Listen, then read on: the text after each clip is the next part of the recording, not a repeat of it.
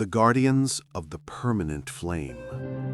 The world sighed in forgotten embers. It was an ancient sigh, buried beneath crusts of stone and dunes of dust that, for eras, had fed legends. Where once the eternal flame sprang like pillars of light cutting distant skies, now remained dark craters, cold chimneys, and a silence as sharp as blades. That planet, so accustomed to pulsing heat in its veins, had learned, suddenly, to fear the cold, because something sordid had come to steal what the world carried most intimately, its primordial heat. For millennia, the eternal flames had been the unwritten law of life. Peoples rose and fell with the rhythm of fire. Cities molded in volcanic rock and alabaster surrounded the flaming mouths. The cults of the flame taught that heat was not only matter, it was memory, pact, and responsibility. Around the incandescent columns, villages lit bonfires for each birth, each harvest, each battle won. Heat-fed sculptural machines that converted fire into work, into light, into condensed water. It was impossible to think of existence without the flame within reach of the hand. Then came the foreign corporations, organisms of precise technology, faces that needed no spells to convince kings and lords. They were proud and practical, but not vengeful. They came with contracts, promises of modernization, exorbitant numbers. They installed colossal extractors over the flaming mouths, imploded platforms connected to the heart of the world with tubes and columns of metal. Heat came to have a price. What was life came to be merchandise. The signs were subtle at first. A petal of the glow went out in the morning. In the afternoon, the smoke no longer burned as before. But the world knew how to read its own body, and in the space of a few seasons, the decline became fall. The eternal flames, one by one, reduced themselves to braziers. The air became dry and heavy like veiled bones. The cold, once only a nightly visitor, became a permanent horizon. Lakes of magma hardened. On the hillsides where once furry beasts grazed, the silence affected even the winds.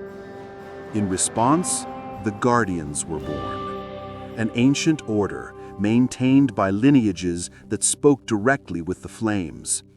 At the beginning, they were priests, guardians of knowledge, caretakers of rituals. As the extractors sucked the heart of the planet, they became something more. Warriors who knew candles and blades, with the same reverence for a sacred chant and an improvised sword. They kept alive the tradition of ancient rites, memorizing chants, drawing maps of the underlying veins of heat, spreading seeds of civility where ashes remained. When the cold advanced and the cities began to close their doors, a small conclave formed in a basalt fortress, already then frozen at the edges.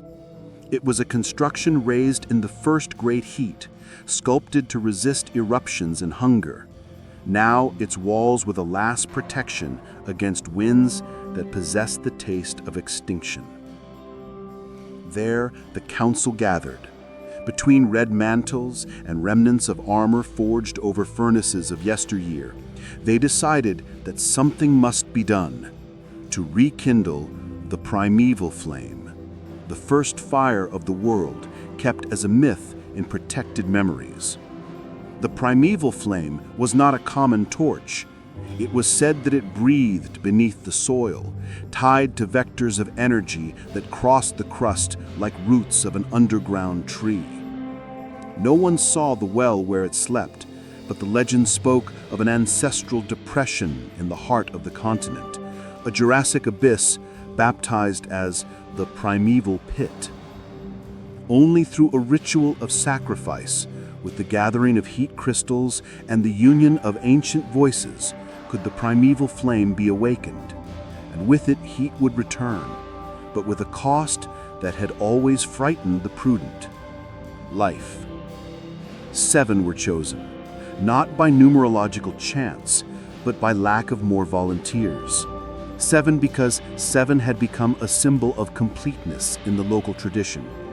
Among them were the angriest masters of the craft, the elder who carried on his skin the marks of 1,000 invocations, the guardian Petrial, whose hands could shape embers into sculptures, Håkon, the smith who had transformed remains of extractor into blades, Lys, the cartographer of the veins of heat, the serene youth Kaito, who saw in the crystals the beat of time, Mara, whose chant could stretch to the echo of the caverns, and Brahm, the warrior whose eyes stored maps of ancient wind routes.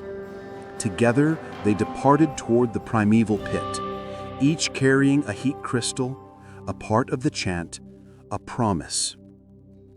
The journey was written in hardness and resignation. Upon leaving the fortress, the world seemed a skeleton. Buried houses, vestiges of roads covered by cold dunes, and here and there, inert structures of the corporations, great mechanical hands still arched in the sky. Behind some ruins, automatic machines continued to suck, by residual circuit, the heat from the ground. Skeletons of metal that licked even ashes. They rarely encountered life. Small groups of villagers who clung to aquariums of fire, clans who traded stories for seeds, heat merchants who existed only to traffic ember. But most beings had departed for other latitudes or had fallen victim to the ice that blinded and rotted. They walked through plains interrupted by craters that smelled of iron and ballast. Seen from a distance, they recalled mouths of petrified beasts. In one of them, they found the first mark. An extraction tower toppled, its skeleton exposed like the rib of a giant. There, remains of workers and automatons piled up told a story of haste. They had left everything behind when the final winter began, like one fleeing from a fire that turns against its own flame. At each step, the blood of the Guardians seemed to freeze in small steps. There were nights when the crystals they carried failed to emit enough light, and the sung words of Myra transformed into murmurs that the wind devoured. They fought against the maladies of altitude, against storms of dust, and against creatures that, impoverished and starving, attacked any source of heat. One of these creatures, a carnivore of hardened skins called Runar, felled in a clearing of stone, made the group learn that not every sacrifice was sacred. Sometimes it was only survival. But the true trial awaited when they crossed the collector valleys, networks of channels through which heat was redirected to the corporation's plants. There, enormous caps rumbled with the residue of energy, opening mouths that expelled acid vapor. Mechanical guards, remnants of ancient contracts, patrolled with blind lenses. The Guardians, disguised under mantles and artifices, found means to infiltrate without triggering sensors. But the peace was brief. Upon crossing a plateau, one of these machines detected movement. Alarms sounded. From the horizon, robotic units emerged like metallic trees. The battle was hard. Bram, with the blade forged by Håkon, opened way among metallic sparks. Kaito used his crystal to create a controlled explosion that disoriented automatic servants. Lysy cut ancient links that supported totems of energy, while Myra recited chants that suffered cut and echo under the walls. Still, they lost Lysy in that confrontation. A pillar collapsed, and the weight of broken columns buried her. The group, with fresh pain, realized that the endeavor demanded more than courage. It demanded renunciation. They continued. Their journey crossed throats and pits shaped by geothermal currents, until, in a pale dawn, the primeval pit was born on the horizon. A colossal crater whose center was lost in shadows. Around it, the marks of ancient rites, circles of stone and inscriptions, still resisted. The air there felt denser, as if the very crust of the world were listening. The The crystals vibrated. The voices they carried in the chants began to resonate, excavating memories. They set up the ritual circle. The stones were cleaned of sediments and, with trembling hands, they arranged the crystals according to the cartography inscribed by Lysi. Myra intoned the first phrase, deep, dragged, an invocation that asked permission from the belly of the earth. The ground responded with micro-tremors. Kaito placed his crystal in the center, and the rock breathed like a chest that receives air. It was then that the nature of the price revealed itself. The primeval flame, awakened, would consume a conductor. The heart of the ritual required that life be offered so that heat could be reborn, not an impersonal death, but a conscious giving. The elder, whose age already weighed in centuries of memories, understood first. He stepped forward and declared himself, "I am son of fire, and my flame has ended. Let me guide the rebirth." There was mutual refusal, there was love and fear, but at last the elder smiled, and with the same serenity with which he had once lit lamps for babies, offered himself to the pit.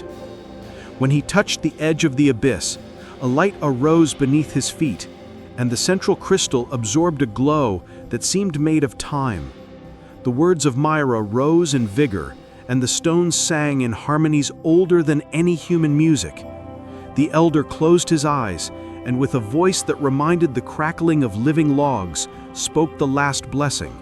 He jumped. The moment was rupture and explosion. Where the body of the elder was dispelled, a pillar of fire was born, not only illuminating, but reenacting what once had been. Vectors of heat that rose and touched the subterranean veins, expanding into domes of energy. The eruption metamorphosed to landscape. Snow melted in cascades of vapor, ice cracked, dormant soils exuded life. The pillar returned to the world a lost frequency, and the temperature, slowly but irrevocably, began to rise. But the act of rebirth did not pass without consequence.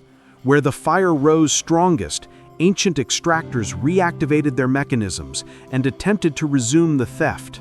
From atop the pit, the group saw the mechanical columns rise again like enraged sentinels. In the confrontation that followed, Bram, with the blade forged by Håkon, opened way among metallic sparks. Kaito used his crystal to create a controlled explosion that disoriented automatic servants. Lysi cut ancient links that supported totems of energy, while Myra recited chants that suffered cut and echo under the walls. In the end, the machines lay melted by the renewed heat, unable to resist the heat that had freed the world itself. When the smoke settled, when dust and vapor mixed with the warm air, 5 survivors remained. The cost had been high, but the balance had tilted in favor of life. The pit, under new currents, became a source of mild winds that carried an odor of sap. Peoples who had migrated returned to the banks, rude agriculture restarted in lands that stopped freezing, and industry was forced to negotiate, now that heat was a protected good, a natural alliance that connected community and resource. The remaining guardians became guardians of memory and law. They established agreements. No corporation could extract without sharing. No industrial vampire could monopolize heat without paying tributes in care. Regeneration practices would be taught from village to village. The primeval flame came under rituals and pacts to be cared for by committees that gathered artisans, scientists, and guardians, mixing tradition and technique.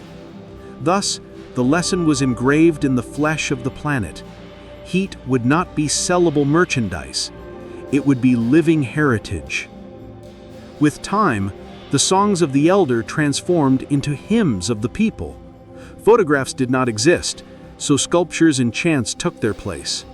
The memory of Lysi, Håkon, Kaito, Myra, and Bram was preserved in circles of stone and annual festivals of flame.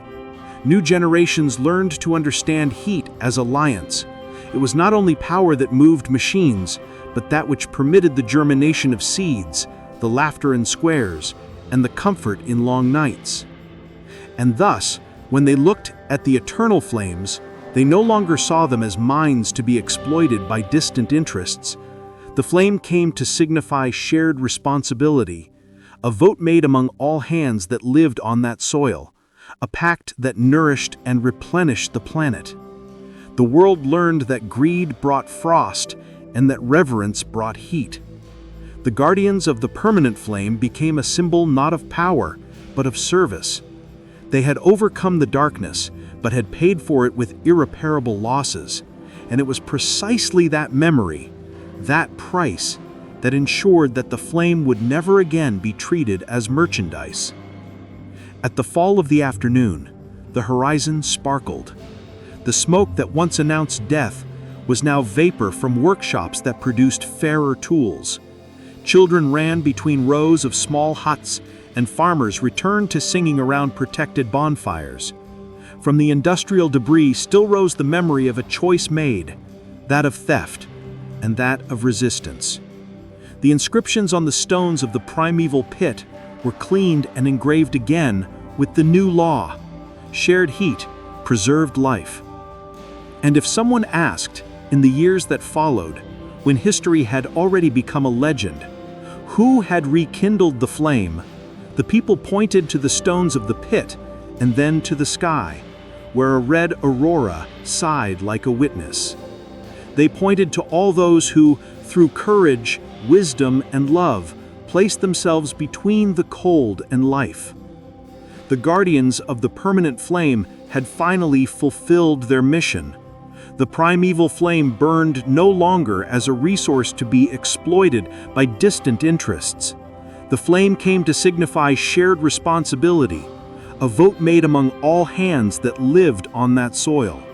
The world remade from the ice, learned to care for itself. And thus, the flame, eternal in essence and human in guardianship, continued to burn. Because now, contrary to the past, no one would treat it as merchandise. Subscribe and watch the next video. More stories await.